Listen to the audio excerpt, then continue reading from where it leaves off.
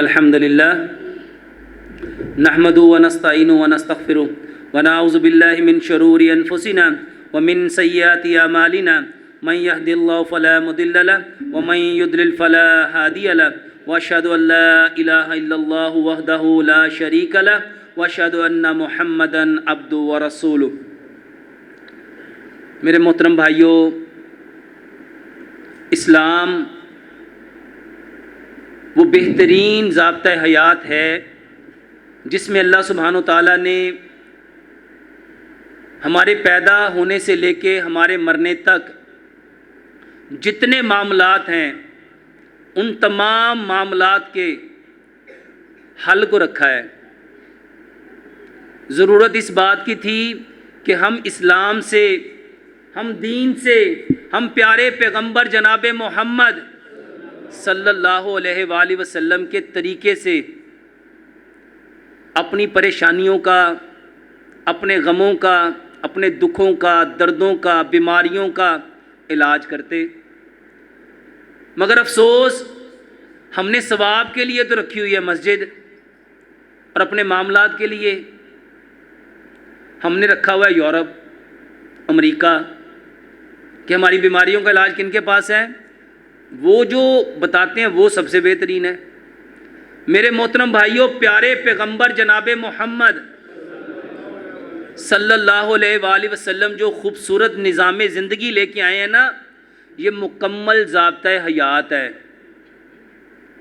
ضرورت اس بات کی تھی کہ ہم اسلام کو سمجھنے کے لیے اپنا وقت نکالتے۔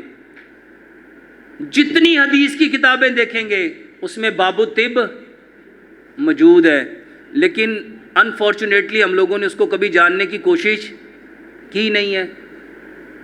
اللہ تعالیٰ قرآن میں فرماتے ہیں لیس للانسان الا ما سعی، ہر انسان کے لیے وہی ہے جس کی وہ کوشش کرے گا۔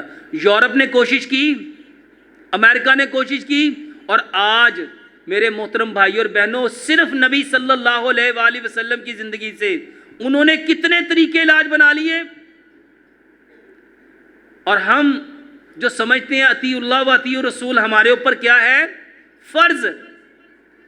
ہم نے کتنے طریقے جانے؟ اللہ سے دعا کرتے ہیں اس رمضان اپنے رب سے دعا کرو کہ اللہ ہمیں بھی پیارے پیغمبر جناب محمد صلی اللہ علیہ وآلہ وسلم کی زندگی سے اپنے ہر مسئلے کا حل جاننا ہے۔ اللہ سے دعا کرتے ہیں اللہ سبحانہ و تعالیٰ ہمیں دین کی صحیح سمجھ عطا فرمائے۔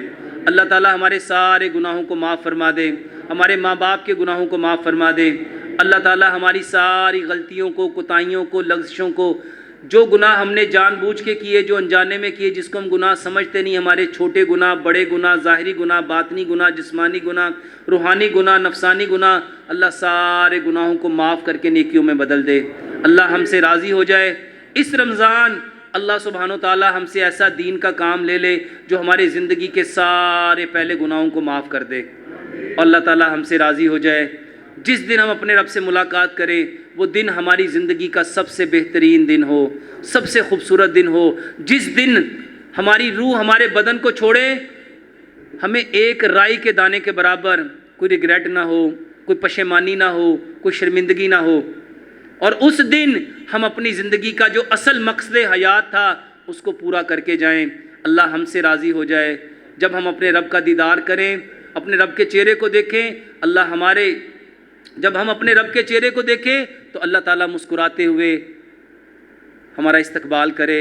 اللہ سے دعا ہے اللہ تعالیٰ ہم سے راضی ہو جائے، ہمارے ماں باپ سے راضی ہو جائے، اور جتنے آئیں اللہ سب سے راضی ہو جائے۔